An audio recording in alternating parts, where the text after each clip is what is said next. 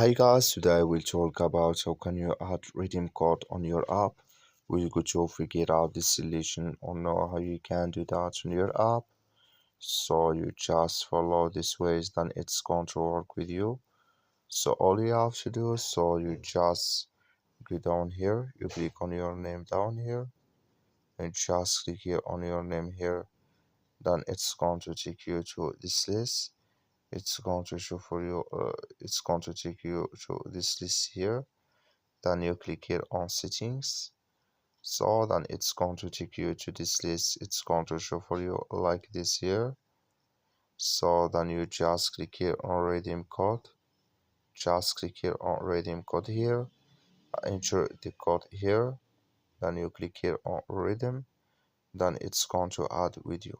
So that's all you have to do. That's all. Thank you for watching. Don't forget to support us by liking and subscribe.